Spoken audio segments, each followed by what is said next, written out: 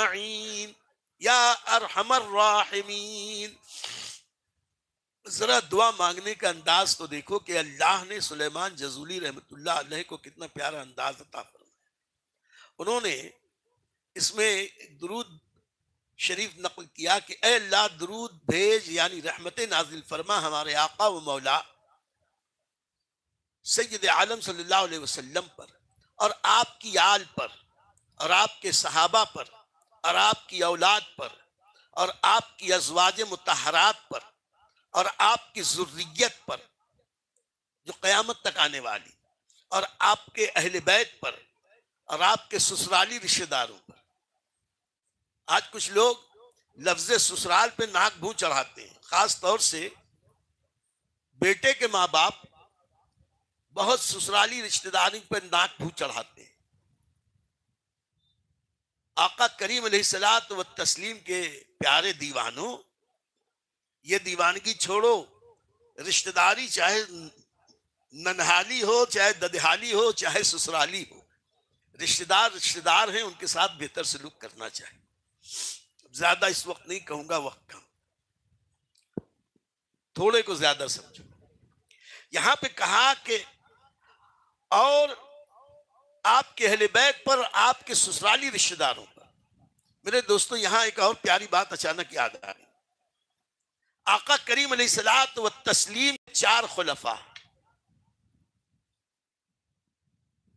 2 خلفاء نبی کریم صلی اللہ علیہ وسلم کے خسر، یعنی اول و دوم خلفاء وہ ابو بکر و عمر قمرین نیرین شیخین کبیرین، ان دونوں کی بیٹیاں نبی کے نکاح، اور نبی کی بیٹیاں ختنین کے نکاح، حضرت عثمان و علی رضی اللہ عنہما کے نکاح میں.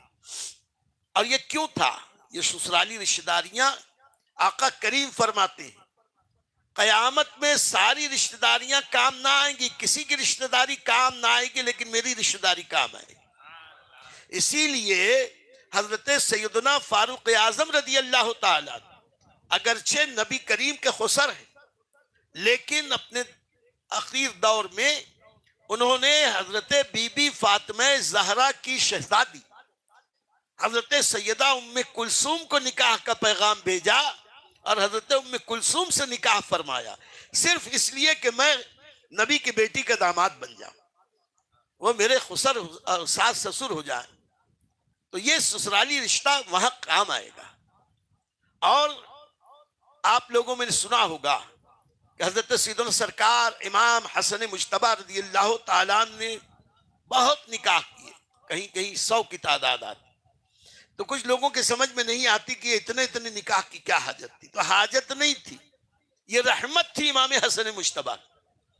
امام حسن مجتبی قرآن و سنت کے مطابق ایک وقت میں 4 سے زیادہ کبھی نکاح نہیں کیا، لیکن بہت سارے لوگ ضد کر کے پیشگی کہتے تھے حضور بس ایک بار مشرف فرما دیں، نکاح کر کے صرف ایک بار شباشی فرما دیں، اور آپ ہمیں اپنی زوجیت میں لے لیں.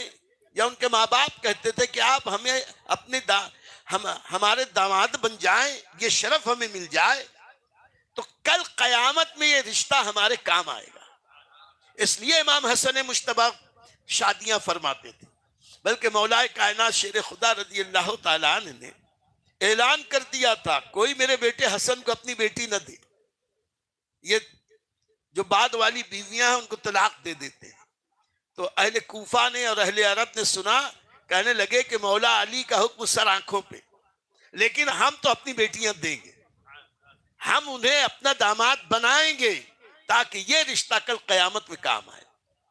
تو یہ دیکھو یہ دعا کیا مانگ رہے ہیں حضرت امام جزولی، اور اے اللہ آپ کے اہل بیت پر اور سسرالی رشتہ داروں پر اور رشتہ داروں اور مدد کرنے والوں پر رحمت نازل فرما، مدد کرنے والوں پر اور پیروکاروں پر جو نبی کی اتباع کریں، اور محبت کرنے والوں پر جو نبی سے محبت کریں ان پر بھی رحمت نازل فرما، اور امتیوں پر نبی کی امتیوں پر بھی رحمت نازل فرما.